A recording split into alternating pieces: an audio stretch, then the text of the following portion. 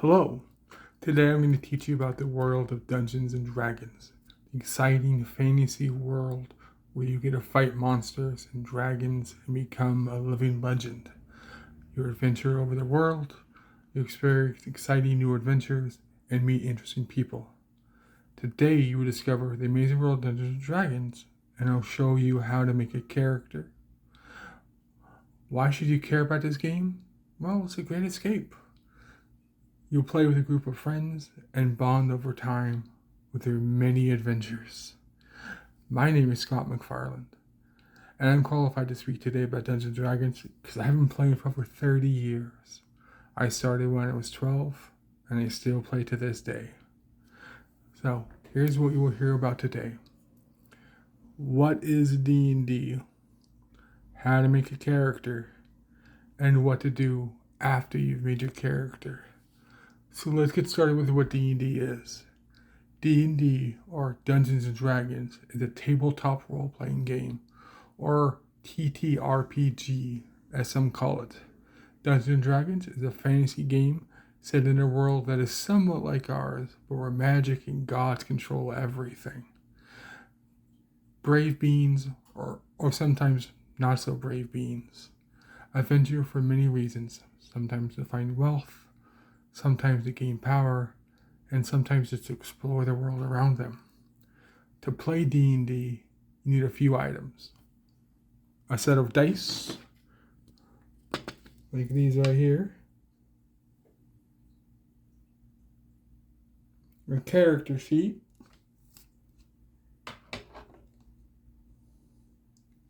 A set of players. A handbook, which I unfortunately don't have with me today, and friends and time to play the game. Now that you know kind of what D&D is, let's move on to making a character. The first thing you need to do is read the player handbook and decide who you want to play as and what you want to play as. Elves, humans, giants are all called races in D&D. Just like we have American, Chinese, Japanese, Spanish, Hispanic. These are races in our world. Race in D&D is a type of creature you play as. Humanoid is just one of dozens and dozens of races you can play as. And then you have a class.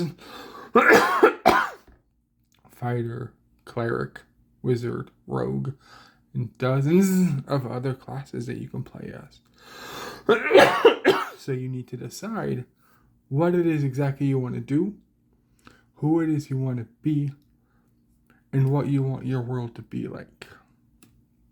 So when you've decided your class and your race, the next thing you need to do is make a character using a character sheet. This is a character sheet. Name, class level, race, all the important information is going to be on this. The first stats you're going to roll are strength, dexterity, constitution, intelligence, wisdom, and charisma. Then you're going to assign your skills. All of the skills are based off these initial stats. To roll a stat, you take what's called a D6, or a 6-sided dice. There are 7 dice total in Dungeons & Dragons, ranging from a D4, a D9, a D12, a D20, a 100-sided dice, or percentile dice. So the first thing you're going to do is roll the D6. So 2, 4, 6, 7, 8, 9, 10, 11, 12. So I rolled a total of 12. And that's a pretty low roll to me because you dropped the lowest one, which was a 1.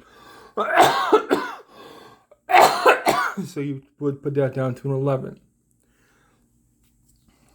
In D&D, 10 is base. 10 is a human, a normal human. So an 11 is slightly better than a normal human. So roll that for every one of the stats you have here.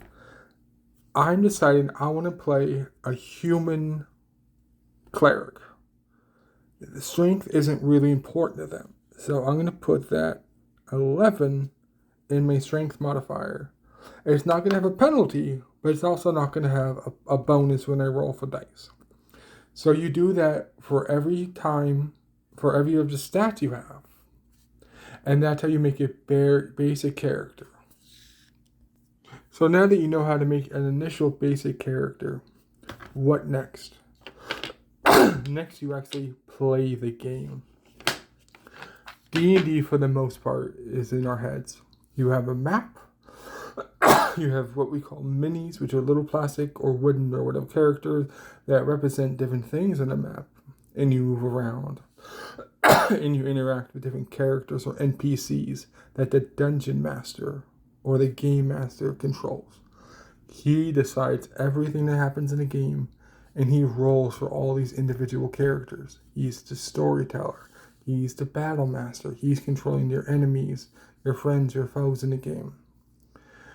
A big part of D&D is interacting with these NPCs, interacting with the dungeon master, and interacting with your group. Everything you do in this game is based off a dice roll. Everything you do is based off luck, essentially. But the skills you have raise the dice rolls.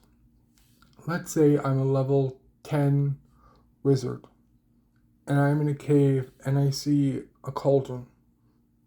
And I tell the dungeon I want to investigate what that cauldron is. He's going to tell me to roll a d20 and then add certain skills and stats to that. So the d20 looks like this. I'm going to roll, and I got a 5, which is really, really bad. So then you might say, okay, add your intelligence modifier, a +3. That only gives me an 8. That is a really bad roll. I'm probably not going to learn much from that roll, but I can do it over and over and over again. So far we've talked about what D&D is, a fantasy role-playing game, how to make a character, and how to actually start playing. So go out there, start playing, have fun, never split the party, ever. Don't ever split the party. And when the dungeon master starts laughing, prepare to die. Have a good day.